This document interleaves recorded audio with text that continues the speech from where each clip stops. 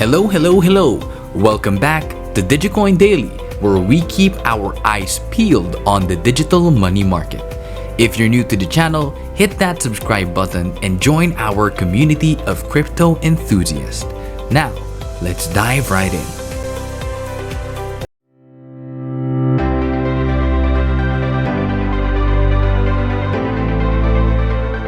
So today, we're diving into some serious conversations happening in the world of finance. We've got big names like Warren Buffett and Michael Saylor making waves, each with their own opinions on inflation, Bitcoin, and the state of the US dollar. Got your diving gear ready yet? Let's explore this financial ocean. In a recent episode of the PBD podcast, MicroStrategy's founder, Michael Saylor, criticized Buffett's outlook on Bitcoin and inflation. He commented on how Buffett answered a question from a 13-year-old girl who expressed concerns about the US dollar's status as a global reserve currency, printing tons of dollars, and potential hyperinflation. We have a very famous example, a video that's going viral on Twitter. 13-year-old girl says to Warren Buffett, "I'm really worried about the US dollar as the reserve currency of the world. We're printing lots and lots of dollars, and if we're not the reserve currency, the value of the dollar is going to collapse. We're going to have hyperinflation. What should I do, Mr. Buffett?" You know, and I wouldn't normally criticize, you know, a respected, successful business person of his age. But he and Charlie Munger did choose to go up on stage and answer questions and give financial guidance and advice and investment advice, and they are looked up to. And so you watch Warren Buffett answer the question, and his answer is, well, yeah, I mean, I guess the Fed inflated the money, but they needed to. And, you know, it's really difficult, you know, and politicians have a difficult problem. And yeah, you're right, it is a problem. And Munger will say, you know, the dollar's going to zero. It's going to zero. They know it's a problem. And then he kind of meanders through it with an end advice, which is, well, you know, I don't know, but, you know, America's a great country. Don't bet against America. But the blood-curdling, terrifying, you know, depressing, you know, takeaway from the clip is the 13-year-old girl knows what the problem is. The country's full of people that can articulate the problem and write 1,000-page books on the problem. If you're rich in America, you don't have the answer because you're too comfortable. Buffett's answer? He acknowledged the issues but concluded with a rather vague statement. America is a great country, and we can't just print money indefinitely. Now, that answer left us all a bit puzzled. It was like trying to assemble a jigsaw puzzle with missing pieces. Enter Michael Saylor. Coming in hot with a counter-argument, he criticized Buffett and Charlie Munger for not embracing new ideas like Bitcoin. According to Saylor, they're so successful they don't feel the need to open their minds to something new. He argues that Bitcoin is the answer to the 13-year-old girl's question. Mr. Buffett and Mr. Munger. Hi. My name is Daphne. I'm 13 years old, and this is my 6th annual Berkshire Hathaway shareholders meeting.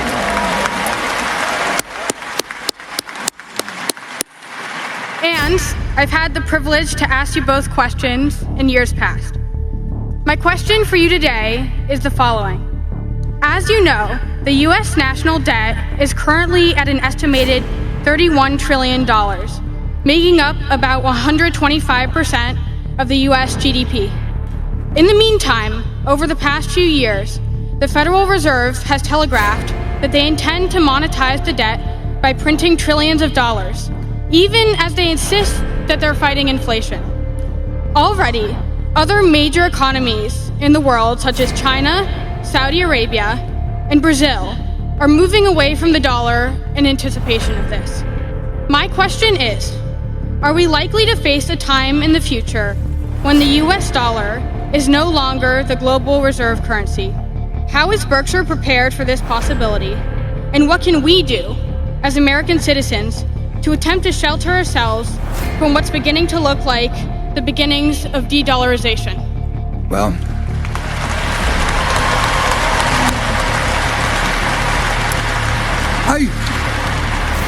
I should ask you to come up here and answer some questions. I mean,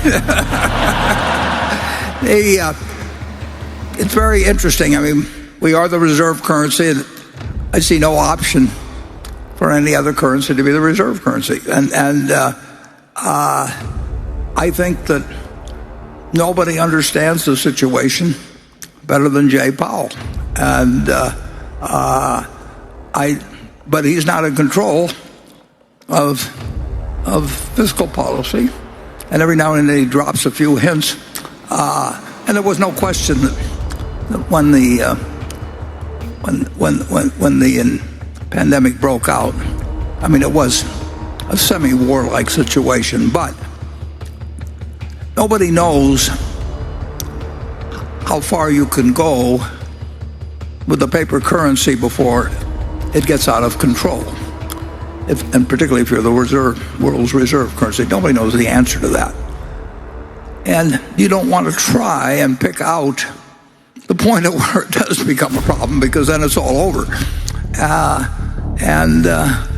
I think we should be very careful. I mean, we all learned Keynesianism, and we applied it in World War II to the advantage of the country, and we did everything we could to prevent inflation during the war. And then the war ended in August of 45, and I think in January 46, and I'm not giving you exact figures at all now, but in January 46, I think the rate of inflation was at something like 1% or thereabouts. And by the end of the year, I think it was at like 15%. And again, I'm doing this from long memories, but it's easy for America to do a lot. But if we do too much, it's very hard to see how you recover once you let the genie out of the bottle and people lose faith in the currency. And they behave in an entirely different manner than they do when they feel that if they put some money in the bank or have a pension plan or whatever it may be, that they're going to get out something with roughly equal purchasing power. And it just changes the economy, and all kinds of things can happen then. And I can't predict them, and nobody else can predict them, but I do know they aren't good. And we will see. And I do this as I voted for both parties, and it's not limited to politicians of either party or anything of the sort. People take positions. Some of them understand what they're doing. Some of them don't understand what they're doing. If they put me on some medical board, I don't understand what I'm doing. It's not that there's nothing wrong with the fact that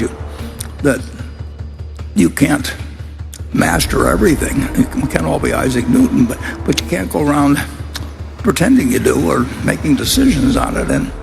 And we are not as well off in relation to curbing inflation expectations, which become self-fulfilling, then we are not as well off as we were earlier. And Berkshire is better prepared than most investments for that kind of a period. But I said this in the annual report, but we aren't perfectly prepared because there's no way to perfectly prepare. You don't know what course of action will occur. And it's a very political decision now. It's a tribal decision to some degree. And you hope for leadership that actually will do something, recognizes the problem. And America's an incredible society, rich. We got everything going for us, but that doesn't mean we can just print money indefinitely as debt. And it'll be interesting to see how it turns out. Saylor made a strong point.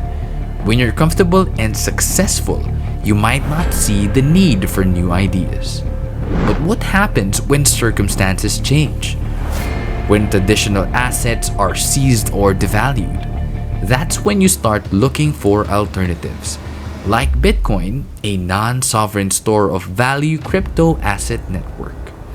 Saylor's view are a wake-up call for us all to think outside the box, to embrace new ideas and technologies because hey, the world is changing and we need to adapt. In other news, we've got surprising development for all the meme coin fans out there. Guess what? Pepe has been added to the Gemini exchange. This is a huge win for meme coin and it's a testament to the unpredictable and exciting nature of the crypto world. So there you have it, folks. A whirlwind of ideas, criticism, and excitement in the world of finance and cryptocurrency. Remember, keep an open mind, stay informed, and always be ready for new opportunities. Don't forget to hit that like button if you enjoyed this video and subscribe if you haven't already.